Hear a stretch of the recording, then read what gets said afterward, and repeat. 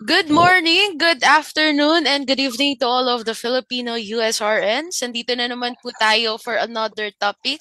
And today we will be discussing about the overcoming of anxiety, overcoming the anxiety and doubts now that retrogression is still around. And meron po tayong success story that despite retrogression, deployment can still be processed. Ayan. Papakilala ko lang po ang aking sarili bago tayo mag-start. My name is Miss Janica, the recruitment supervisor of Town Kids, and now we have a very special guest all the way from Cebu. Hi, Miss Trisha. Good morning. Hello po, good morning. Good day sa lahat. Yan. So, bago po tayo mag-start, no, si Miss Trisha po, she's still here in the Philippines, but she's set to be deployed this September. Tama po ba, Ma'am Trish? Yan. Po, July, end of Ah, this. ayan. So, this August na po, Ma'am. Tama po ba? Ayan. Yes So, po. she will be flying to New Jersey this coming August, sorry. Ayan. So, now, ma'am, bago po tayo mag-start officially, pwede po ba naming makilala si Miss Trish? And paano po yung naging journey ninyo in Town Kids? Okay, hello everyone. Ako po si Trisha Lebon Fasil. You can call me Trish. Most of my town friends can call me Trish. Actually, I signed with Town sa contract around August 2022. It's around more or less 2 years na actually, going 2 years. And then si Miss Jessa pa yung recruiter here in Cebu. But actually, parang isang sign lang talaga yung inask ko when I will be signing for town. And that's yung may isa akong kakilala dapat. And then, luckily, when I visited Malate, or Manila office, si Miss Jessa, nag-open siya sa laptop niya. And then, I also mentioned to her na I was also working before ng call center. So when she responded to me, oh, may call center din tayo na galing ng mga nurses. So when she opened the laptop, my friend ako nandun. Nandun yung si Joseph Talulong. So parang it was a sign to me na, okay, ito na yung sign hinihintay ko. And then, at the time then, Miss Jan, maraming nag-o-offer sa akin ng yung offers din sa US. Pero iba yung town. Magaan yung feeling ko sa town. I don't know. It's a cliche to say, but parang part ka ng family and community when I always get to, parang na get to talk with somebody from town. Dun.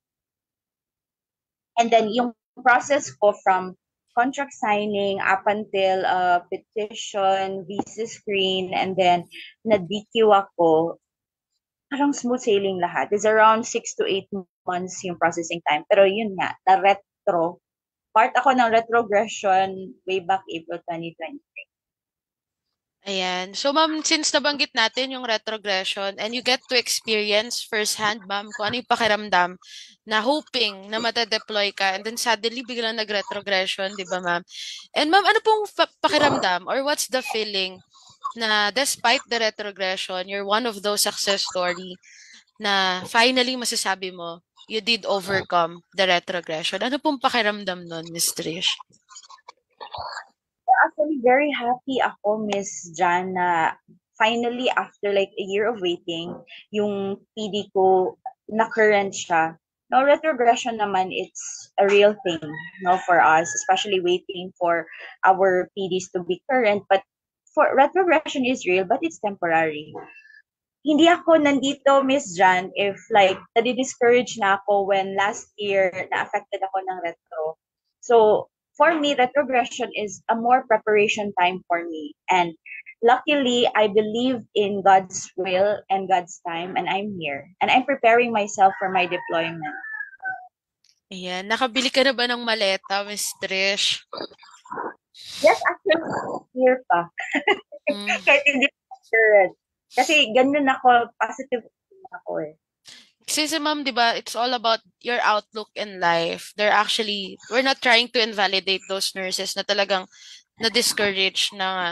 Kasi from 2022, ma'am, nag-backwards ulit from 2021. And iba yung impact nun ulit for the second time. It's like a second time around retrogression sa mga nurses natin. No, kasi they were hopeful na somehow nag-stay siya ng 2022, nag-move siya ng kumbaga forward and suddenly nag-backward ulit ng 2021. Ma'am, can you like give tips dun sa mga nurses natin na naabutan ulit ng backwards? Okay. Sa personal experience ko last year, I always have that kind of mindset na being thankful and grounded. Even though nandun na yung retrogression, it's beyond your control eh. Kahit you'll be sulking and crying, nandun siya eh. So, what I did was like, I'm always putting in my mind na I cannot waste my time crying and grieving for retro. So, what I did, I filtered out my noise. May ibang pages ako sa Facebook, sa Instagram na kinat off ko. So just to filter out the negativities. And then, yun nga, pumili ako ng luggage ko, manifesting na I'll be anytime deployed. Kasi every month naman naglalabas ng visa bulletin. And then, number one critical factor na I survived the first tranche of retro was that nung may mga kumustahan events ang town. I really stayed engaged with those events. And then last year, Miss Jan, I remember the first time we met here in Cebu, yung event sa August, right? So I took a photo of the attendance sheet and then I made an initiative na nag-make ako ng GC for those attendees so that after the kumustahan event, we go back to our different lives, medyo may negativities again, we have that avenue to reconnect. O, kaya nga na bumuo ako ng GC sa Cebu and including my two referrals din. Kasi iba yung waiting time eh. It takes a lot of good psyche Mhm. na parang to maintain, to stay afloat, na maging positive ka and to stay with your momentum po. And then, aside from that, Miss Jan, kinapalan ko yung face ko. Yung mga nandun na sa New Jersey, I Mhm. asked them to ask Enojardo, si Miss Janlyn. Nag-message din ako sa kanya kasi parang you get to have a hang of things if na communicate mo yung mga tao na you are envisioning yourself yun. At nagre-review ako ng PEDIA concepts ko kasi even though I'm teaching currently in nursing, iba yung nasa clinical ka, iba yung parang nare-refresh ka. At least you stay attuned with you being as a nurse po. Yun, Miss Jan. Mhm. And you pray. Pray yun. You have to pray. Yes, ayan. Ma'am, since nabanggit niyo po yung mga initiatives no ni Town Kids, can you share to our nurses right now? Kasi may mga nurses po na parang kumbaga nagda-doubt sila since retro naman maghihintay ako, I should just wait alone. No? Ano po yung advantage waiting alongside with Town Kids rather than just being stuck na tsaka na lang mag-a-apply pag tapos na yung retrogression? Yeah, actually, I don't want to compare, pero may mga friends din ako from the other employers din, other agencies and direct hire employers. Honestly speaking, my journey towards this stage, mas magaan yung feeling ko na I'm part of the community, of a community. Yun yung parang naging unique ng town eh. Na kinoconnect kayo, even though parang yet near yet so far yung PD nyo to be current. Pero as long as you have somebody to hold on, like a community, a group of persons, then you're doing good. Iba kasi yung you're doing it alone eh. And doing it with somebody or with a group of people na the same path as you have. So I'm very thankful with Town. Kaya kung hindi ako nag-Town, honestly, Miss Jan, parang nalulukaret na ako if ever. Yun. Ayan. Actually, ma'am, no, share ko din sa mga nurses natin na nanonood, no, how important retention is para kay Town Kids. Kasi we understand na hindi, sobrang dami, ma'am. We actually have a lot of nurses on the pipeline na talagang kahit nasa isang community somehow, makita mo discourage sila. It's very important to see na kahit papano, unti-unti may mga nurses na nakakaalis, ma'am, just like you. Ayan na somehow kahit papano nabubuhayan sila, ma'am. And sa'yo, Miss Trish, how important it is na nakakakita ka ng movement Even kahit hindi sa'yo, kahit sa mga other nurses, anong factor nun or impact nun sa'yo? Kasi ako may mindset ako, Miss Jan, na if somebody is successful, even though ahead sila sa akin in terms of deployment, I always appreciate their journey. Instead of like comparing my journey to them, I ask them ano yung ginawa nila for their preparation, ano yung parang, ano yung mindset nila for deployment. At least I have my vision of myself when the Lord's time for me to come to go to US, parang ready na ako. Yun. Don't compare. Honestly, I always tell to my friends sa town who are waiting, especially mga Cebu group, I always tell them do not compare your journey with others kasi if gagawin mo yun, it starts yourself to be, at parang nagda-doubt ka na eh, ng validity ng US dream mo. So, stay focused on your journey. Tama naman, ma'am. Kasi once you compare, malolost ka, ma'am, eh. Kasi bakit hindi yung journey ko ganito? Bakit sa kanila smooth? Bakit sa akin I have to wait a little bit longer? So, it's a very good mindset, Miss Trish, to stay focused, stay on track, kasi yun naman talaga yung importante. And with that, Miss Trish, no, ano pong pakiramdam na you are one of those success story ni Town Kids na despite the retrogression, you'll be flying in New Jersey this coming August? Actually, very happy ako, very grateful ako, number one ni Lord, kasi yung American journey is never easy. From the time we decided to take on NCLEX, an English exam, up until, yun nga, processing of the documents, it's never easy. It takes a lot of risk. But I'm very happy na I did not surrender because of the progression, negative noises around me. And then here I am, no?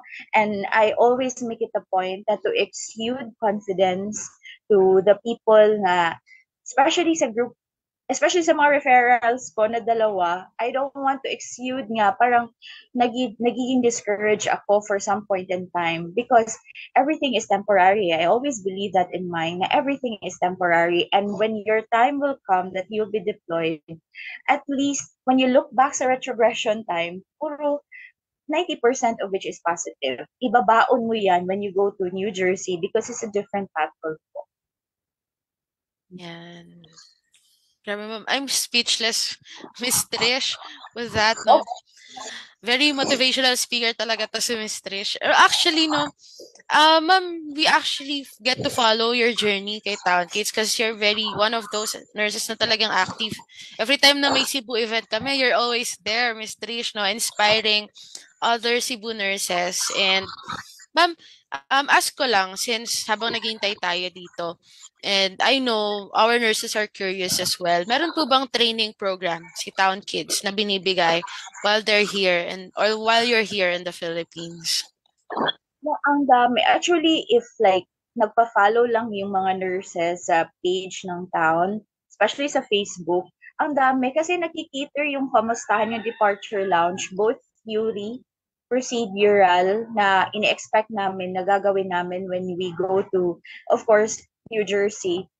Yung oxygen therapy na training was very good with Miss Minel kasi most of our patients are requiring oxygen therapy there when we go to NJ. And then yung medication error. For me, that's very, very critical kasi kasalalay yung license namin dun eh.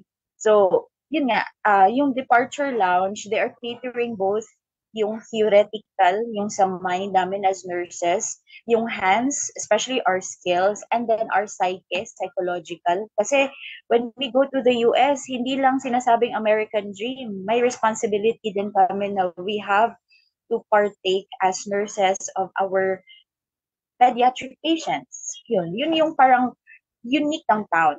As I have said, I don't want to compare. I always ask my friends din sa iba, parang may sense of good preparation na inihahanda ang town for us nurses.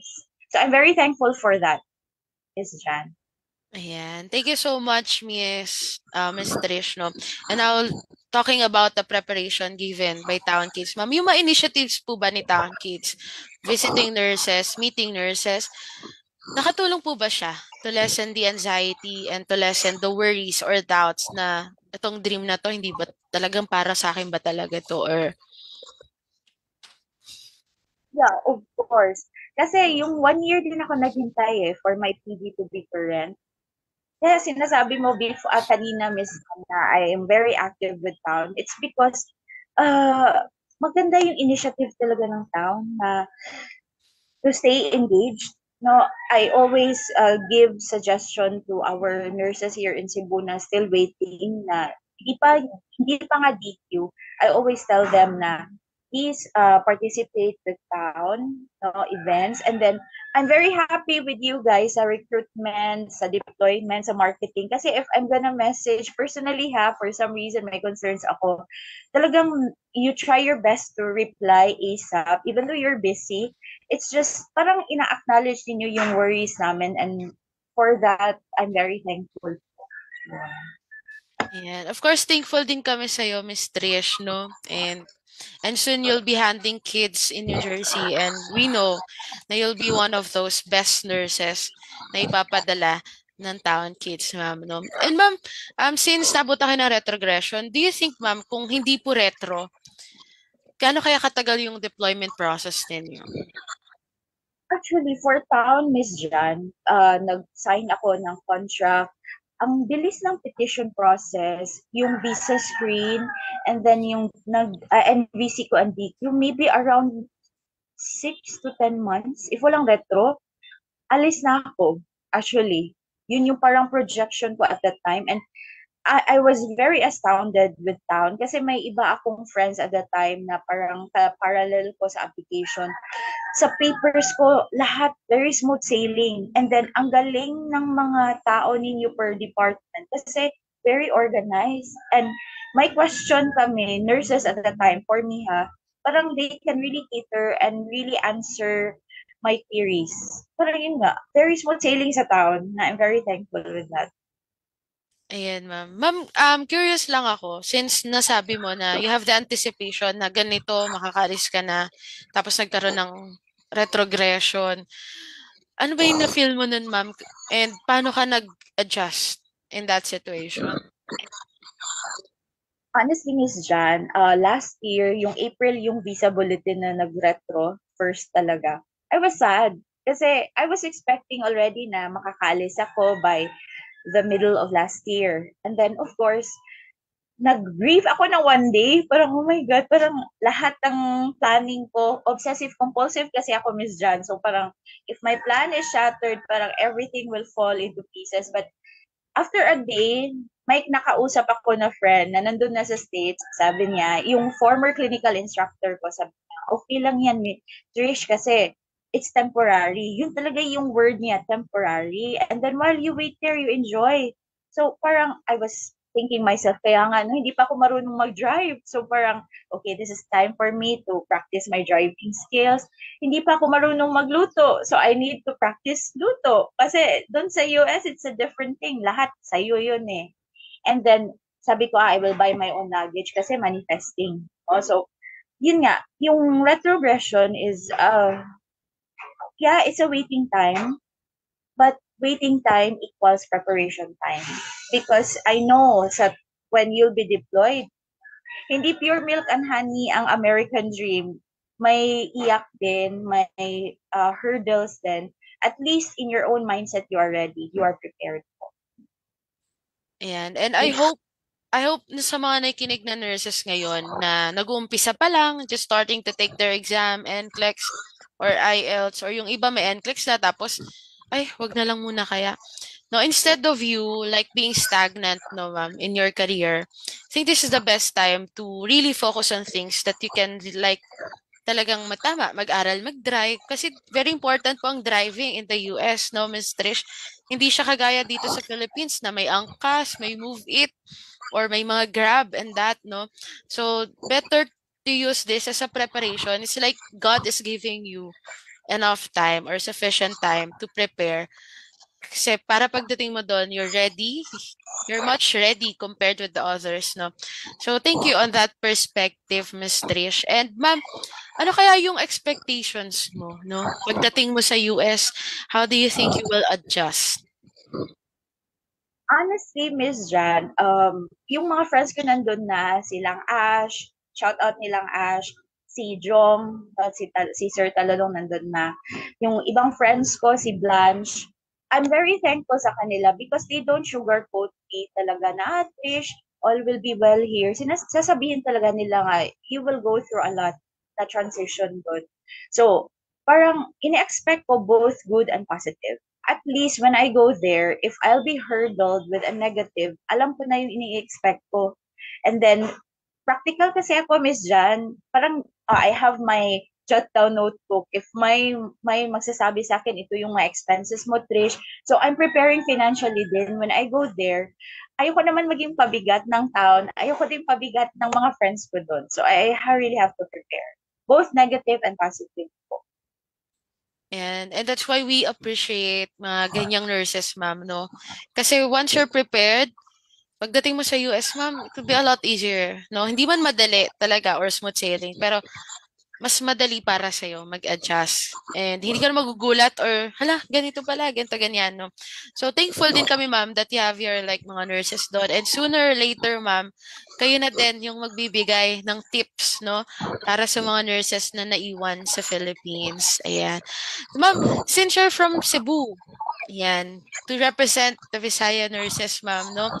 Do you have tips, message, like in Bisaya, ma'am, no? Para po sa mga nurses natin. In Bisaya, Yes.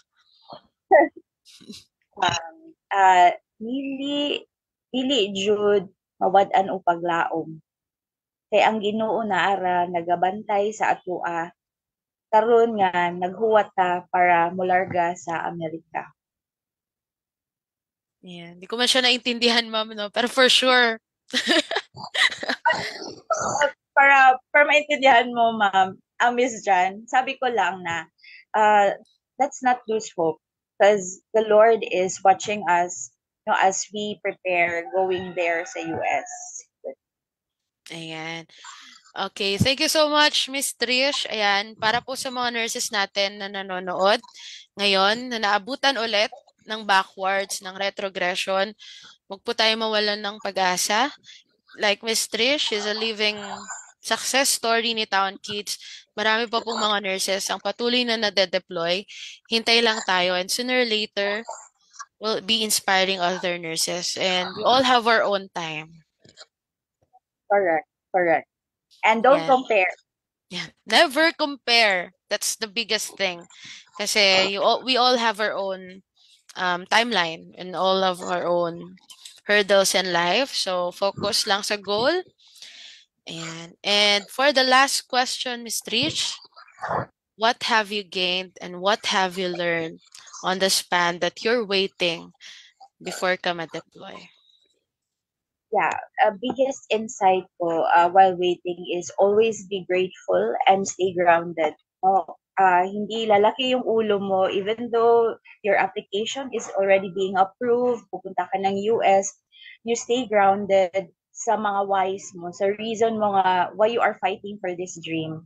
Again, for your family, for your friends, of course, God's will, no nga you are being given the chance. Hindi lahat ng nurses, kahit NCLEX passer ka, are given this stage, this opportunity. So, yun, you stay grounded of your reasons, of your whys, and always be thankful.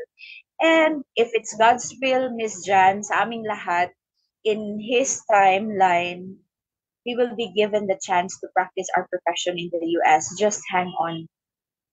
If it's God's will, it shall be given to us smoothly and in a way nga very magnanimous sa atin. Ayan. Thank you so much, Ms. Trish. And right now, you're inspiring a lot of nurses. And even kahit hindi nurses, no, whatever career there is, huwag tayong mawawalan ng pag-asa. Ayan. Thank you so much, Miss Trish, and hope the next time na mag-meet tayo, mag-interview, you're ready in New Jersey. Yan. And everyone's looking forward on the adjustment period and or in your training period on NJ, Miss Trish, and good luck po on your journey this coming August. Ayan. And again, thank you so much for everyone for listening. Huwag po tayo mawalan ng pag-asa.